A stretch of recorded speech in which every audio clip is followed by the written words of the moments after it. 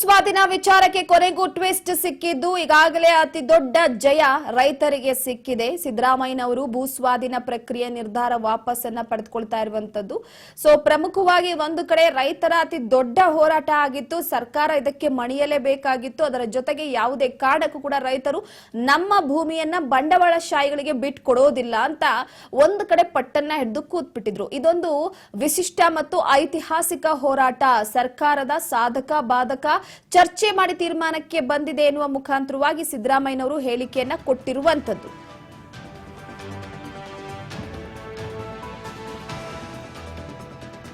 ದೇವನಹಳ್ಳಿ ಚನ್ನರಾಯಪಟ್ಟಣ ಹೋಬಳಿ 1777 ಎಕರೆ ಭೂ ಸ್ವಾಧೀನ ಅಧಿಸೂಚನೆ ರದ್ದು ಮಾಡಲಾಗುವುದು ಅಂತ ಸಿದ್ದರಾಮಯ್ಯನವರು ಈಗಾಗಲೇ ಹೇಳಿದ್ದಾರೆ. ಹೋರಾಟಗಾರರು ರೈತರ ಜೊತೆ ವಿಧಾನಸೌಧದಲ್ಲಿ ನಡೆದಂತಹ ಮಾತುಕತೆಯ ಬಳಿಕ ಸರ್ಕಾರದ ನಿರ್ಧಾರವನ್ನ ಪ್ರಕಟಿಸಿದ್ದಾರೆ. ಸ್ವಇಚ್ಛೆಯಿಂದ ಭೂಮಿ ಕೊಡೋದಕ್ಕೆ ಮುಂದಾಗುವ ರೈತರ ಭೂಮಿಯನ್ನ ಖರೀದಿಸಲಾಗುತ್ತೆ. ಅಭಿವೃದ್ಧಿಪಡಿಸಿದ ಭೂಮಿಯನ್ನ 50% ಭೂಮಿ ನೀಡೋದಕ್ಕೆ ತೀರ್ಮಾನಿಸಲಾಗಿದೆ ಅಂತ ಹೇಳಿಕೆಯನ್ನ ಕೊಟ್ಟಿರುವಂತದ್ದು ಸಿದ್ದರಾಮಯ್ಯನವರು. ಆ ಹಿನ್ನೆಲೆಯಲ್ಲಿ ಇದೊಂದು ವಿಶಿಷ್ಟ ಮತ್ತು ಐತಿಹಾಸಿಕ ಹೋರಾಟವಾಗಿದ್ದು ಸರ್ಕಾರ ಸಾಧಕ ಬಾಧಕ ಚರ್ಚೆ ಮಾಡಿ ತೀರ್ಮಾನಕ್ಕೆ ಬಂದಿದೆ.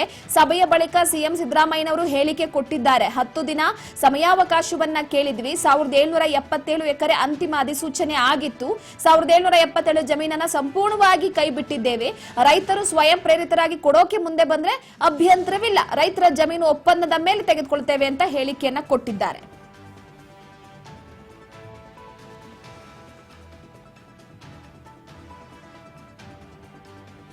ಸಮೀಪ ಇರೋದ್ರಿಂದ, ಏರ್ಪೋರ್ಟ್ಗೆ ಸಮೀಪ ಇರೋದ್ರಿಂದ ಮತ್ತೆ ಗ್ರೀನ್ ಬೆಲ್ಟ್ ನಲ್ಲಿ ಇರೋದ್ರಿಂದ ಅವುಗಳನ್ನ ಸ್ವಾಧೀನಪಡಿಸ್ಕೊಳ್ಳಕ್ಕೆ ಹೋಗಬೇಡಿ ಅಂತೇಳಿ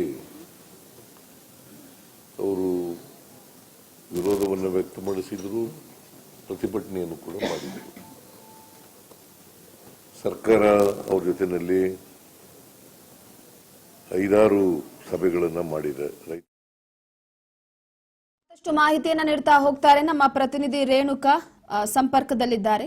ರೇಣುಕಾ, ಪ್ರಮುಖವಾಗಿ ದೇವನಹಳ್ಳಿಯ ಭೂ ಸ್ವಾಧೀನದ ವಿಚಾರಕ್ಕೆ ಸಂಬಂಧಪಟ್ಟಂತೆ ಅಂತೂ ಇಂತೂ ರೈತರ ಹೋರಾಟಗಾರರ ಒತ್ತಾಯಕ್ಕೆ ಸರ್ಕಾರ ಮಣಿದಿದೆ.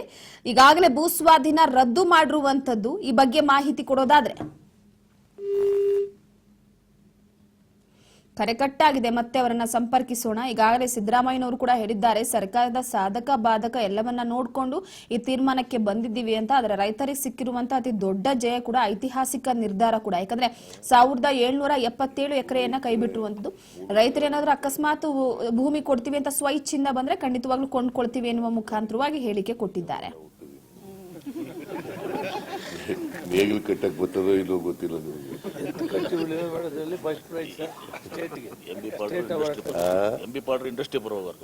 ಇಂಡಸ್ಟ್ರಿ ಅವ್ರ ಇಂಡಸ್ಟ್ರಿ ಮಿನಿಸ್ಟರ್ ಕಟ್ಟಿದ್ದೀನಿ, ಉತ್ತಿದ್ದೀನಿ, ವ್ಯವಸಾಯ ಮಾಡಿದ್ದೀನಿ, ನೀವು ಮಾಡಿದ್ದೀರಿ, ನಾನು ಈಗ ಬಿಡಿ ಇವೆಲ್ಲ ಈಗ ಚರ್ಚೆ ಮಾಡೋದು. ಮತ್ತೆ ನಮ್ಮ ಪ್ರತಿನಿಧಿ ಸಂಪರ್ಕದಲ್ಲಿದ್ದಾರೆ. ರೇಣುಕಾ, ನನ್ನ ಧ್ವನಿ ಕೇಳಿಸ್ತಿದ್ಯಾ ನಿಮ್ಗೆ?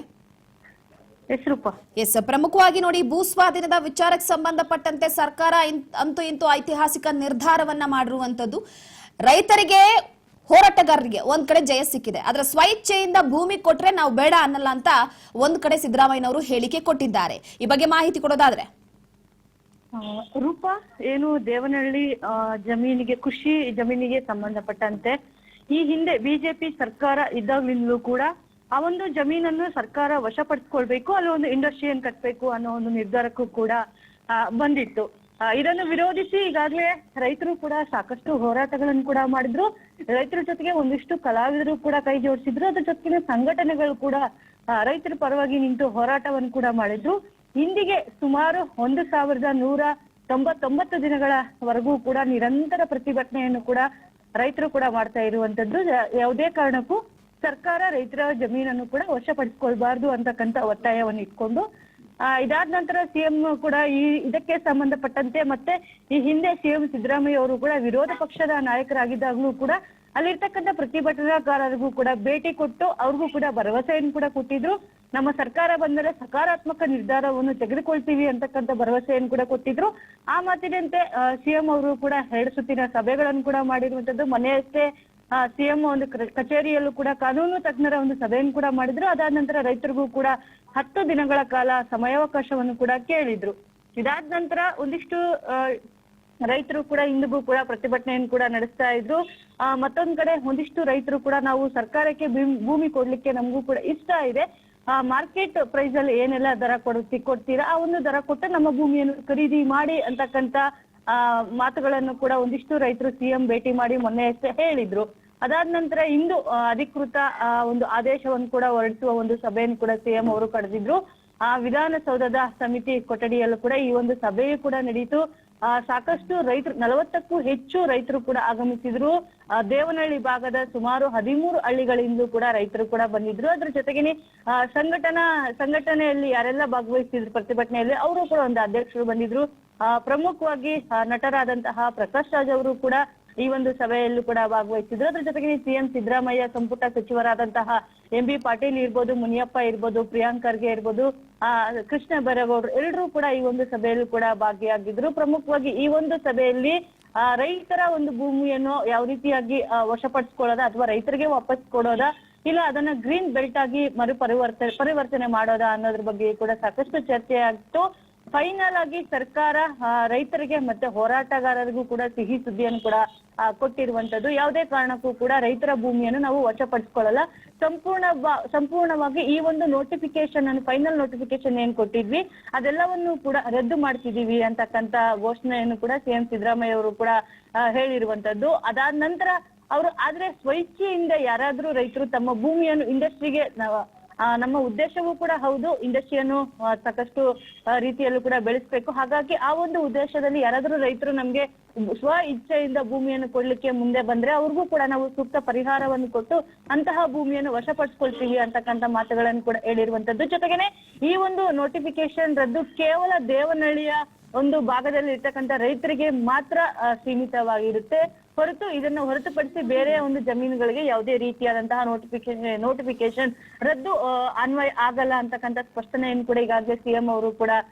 ನೀಡಿರುವಂತದ್ದು. ಇನ್ನು ಇದಾದ ನಂತರ ರೈತರು ಕೂಡ ಮಾಧ್ಯಮಗಳೊಟ್ಟಿಗೆ ಮಾತಾಡಿದ್ರು. ಅವರು ಕೂಡ ಸಾಕಷ್ಟು ಸಂತಸವನ್ನು ಕೂಡ ವ್ಯಕ್ತಪಡಿಸಿದ್ರು.